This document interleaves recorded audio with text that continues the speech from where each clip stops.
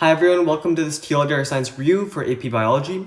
In this unit, we're going to be looking at cell structure and function, so let's jump right into it. The first part of this unit is going to be on osmosis and diffusion. There are two equations that we have to consider when considering water potential, but let's first understand how semi-permeable membranes work.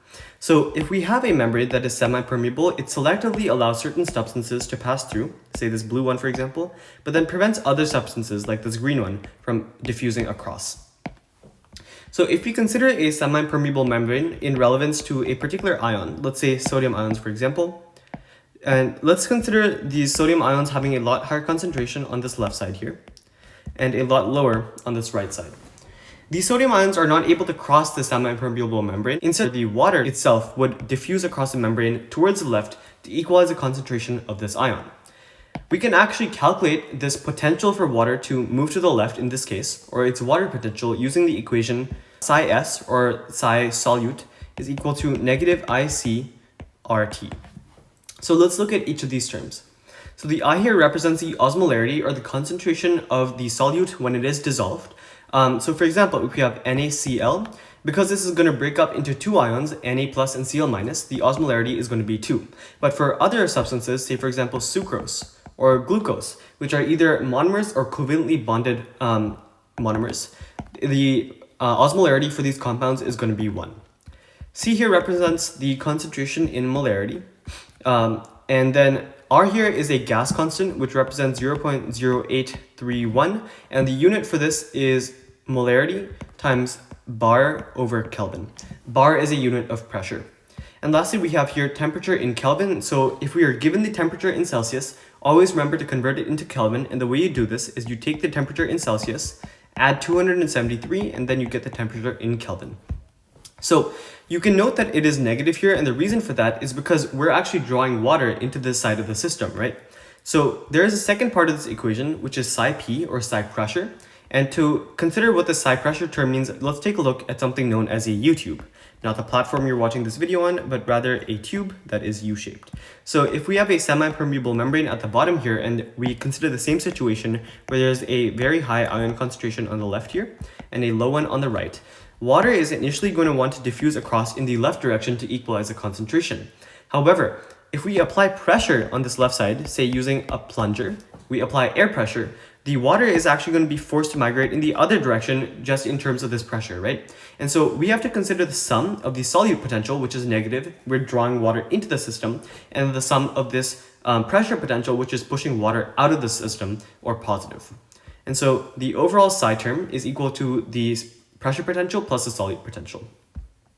So that is osmosis and water potential, and the reason this is relevant to cells is because cells themselves have a phospholipid bilayer, which acts as a semi-permeable membrane, which allows non-polar or small polar substances through, but prevents ions or large polar substances from crossing across the membrane. So the second part of this unit is going to be cell structure. So there's three types of cells that we need to consider. So there's first prokaryotes and there's eukaryotes. So prokaryotes are cells that don't have a nucleus, and these include bacteria and archaea. They also don't have membrane-bound organelles, which we'll take a look at later. The second type of these cells are eukaryotes, which contain animal and plant cells, and they do have nuclei and membrane-bound organelles, which we'll take a look at.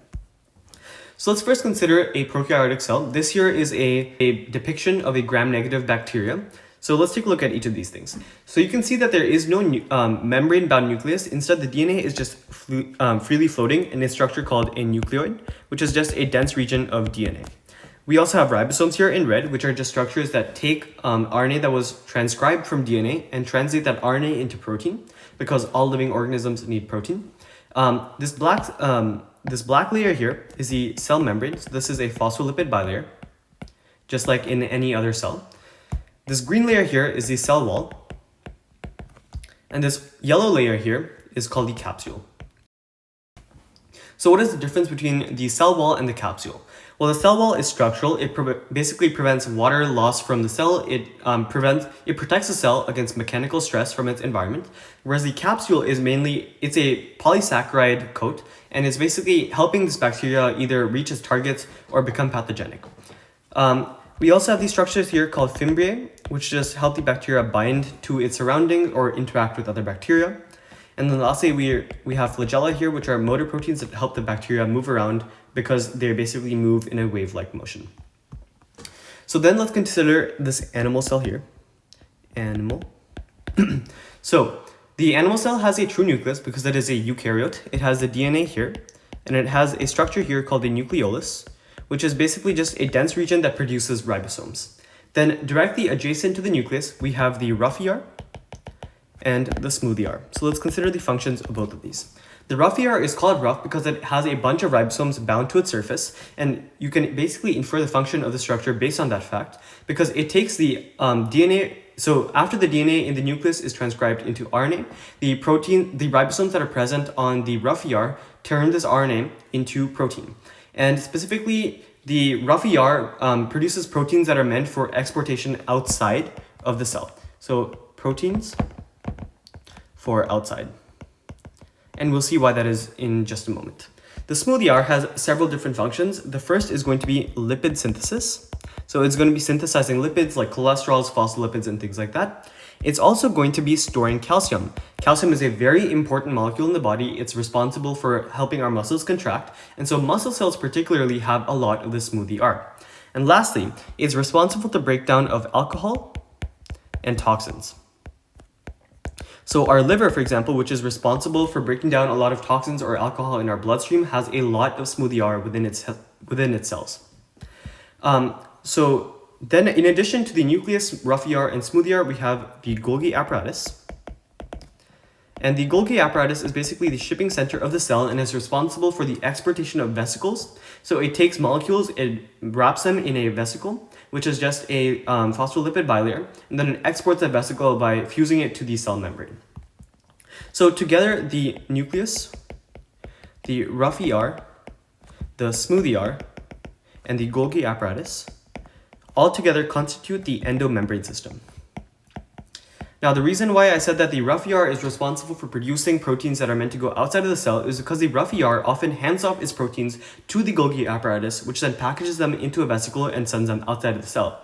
However, we also have ribosomes that are freely floating in the cytoplasm, and these ribosomes are responsible for producing proteins that will stay within the cell. The next organelle to consider is the mitochondria.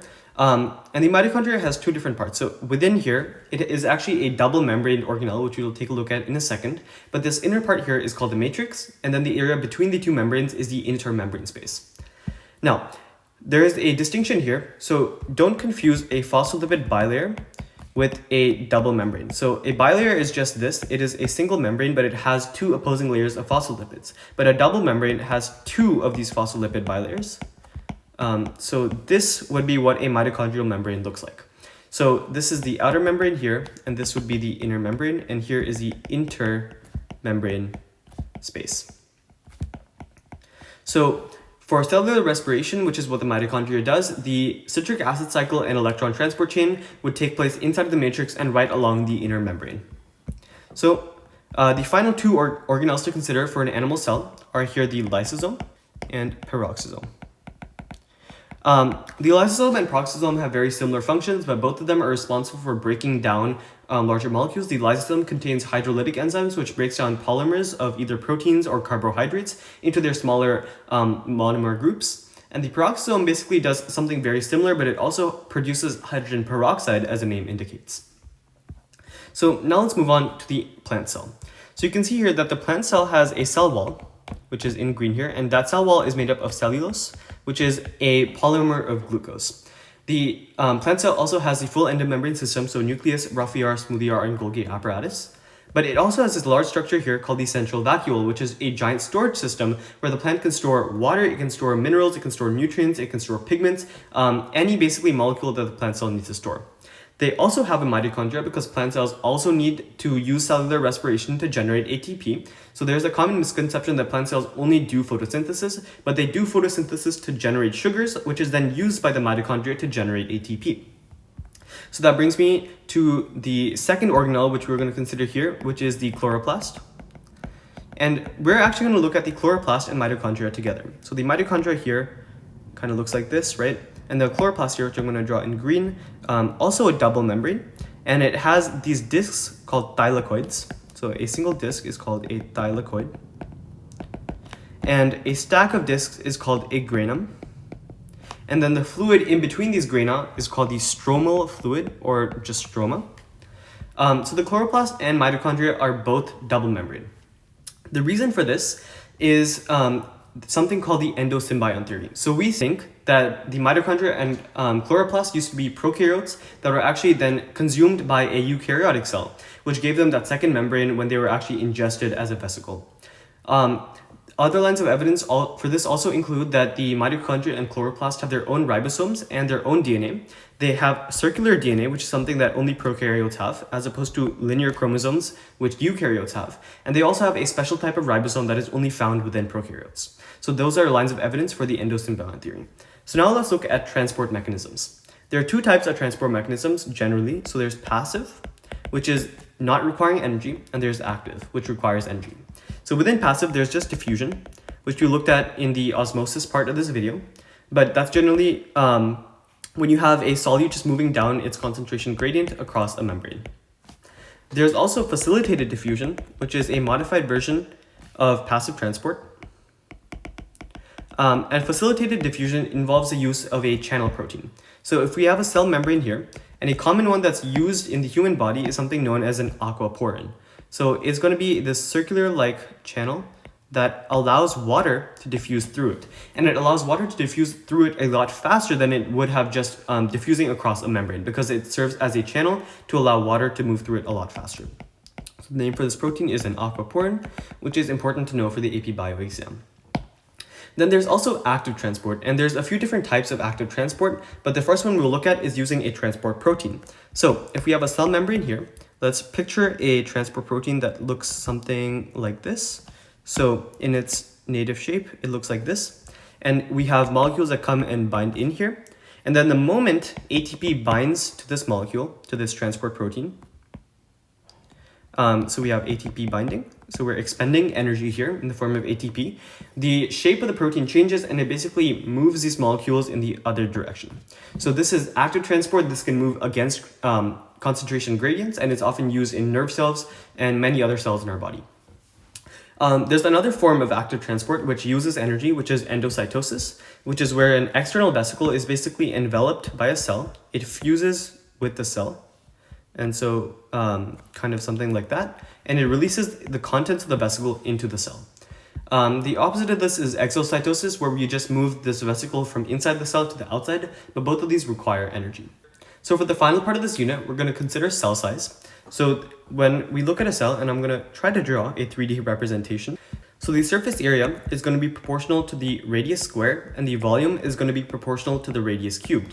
So volume is obviously going to grow a lot faster as radius increases. And this actually puts a physical constraint on the size of cells, because remember, all the nutrients that a cell gets has to cross through its plasma membrane. And if the volume gets too large that the surface area of the cell cannot support the full volume, right, that not enough nutrients can diffuse through quick enough, the cell would eventually die if it got too large. And so for eukaryotes, which are plant and animal cells, the general size restrictions we see is from around 10 to 100 micrometers. And for prokaryotes, which are bacterial and archaeal cells, we generally see from 0.1 to 5 micrometers in size. So that's it for this video. I hope you enjoyed. I hope this was helpful. If you have any questions, just leave it down below in the comment section. And as always, thanks for watching.